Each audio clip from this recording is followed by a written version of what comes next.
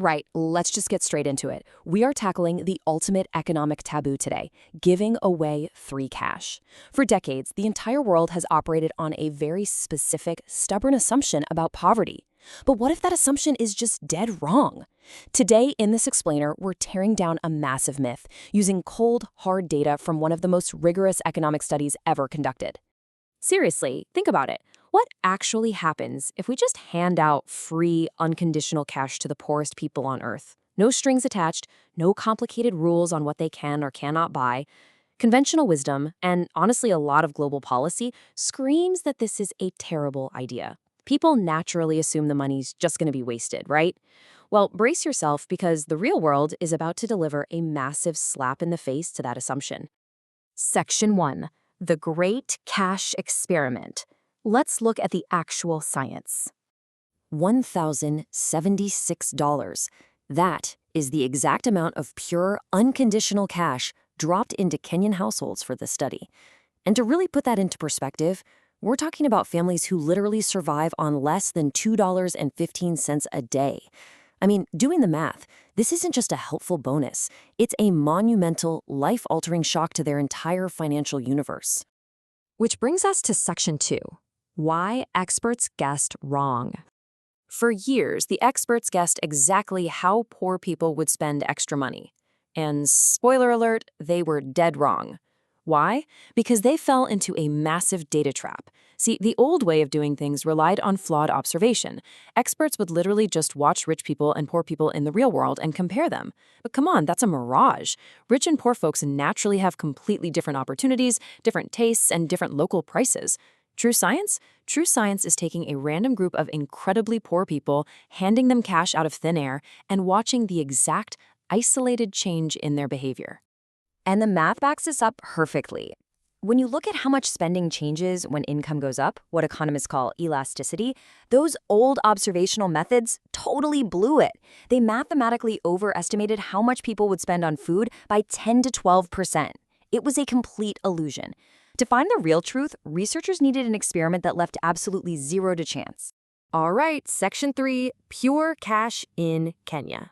This is where the Kenyan cash experiments come in, executed like a highly coordinated tactical mission. Here is the foolproof three-step methodology.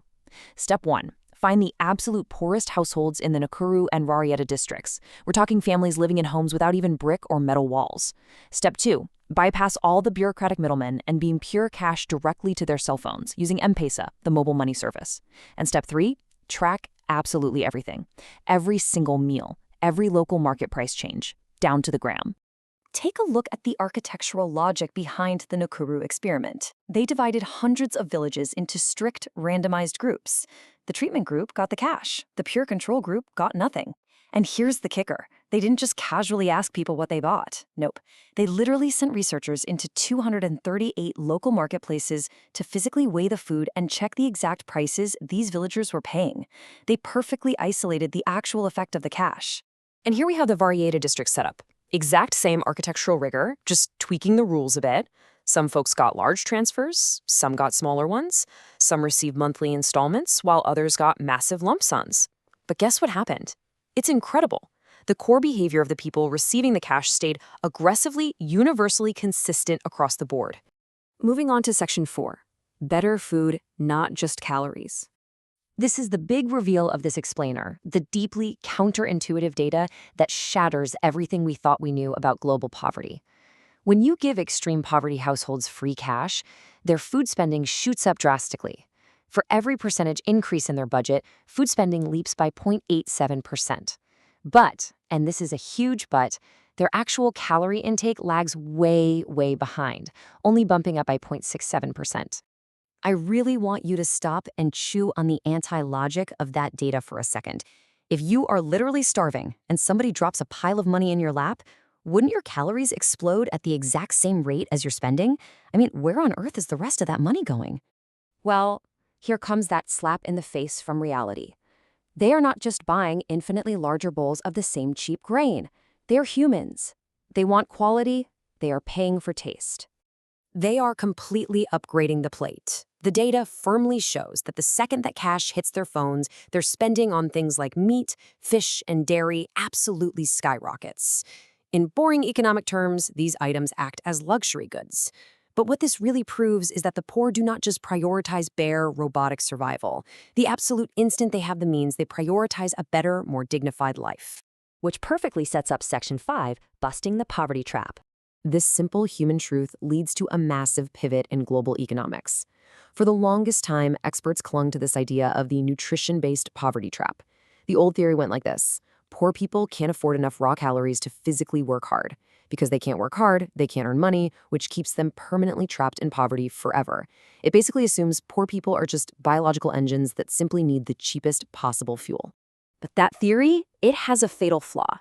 The entire trap requires calorie intake to multiply perfectly alongside income. Basically, if I give you money, you must buy maximum calories to escape the trap. But the data from this experiment unequivocally proves that it just doesn't happen that way, because their calorie intake only grew at a rate of 0.67. That strict nutrition poverty trap theory, yeah, it's an absolute myth. Section 6. How to end hunger. Now, what do we actually do with this cold, hard truth? Well, first, to maintain our objectivity, we definitely have to acknowledge the study's limitations. The catch here is that this experiment only tracked behavior for 1 to 3 years. It's also hyper-specific to these particular districts in Kenya.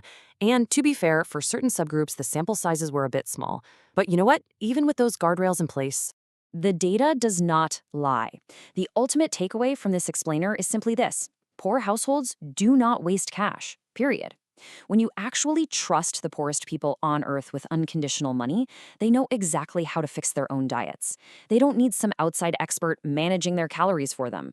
They use the cash to upgrade their own lives.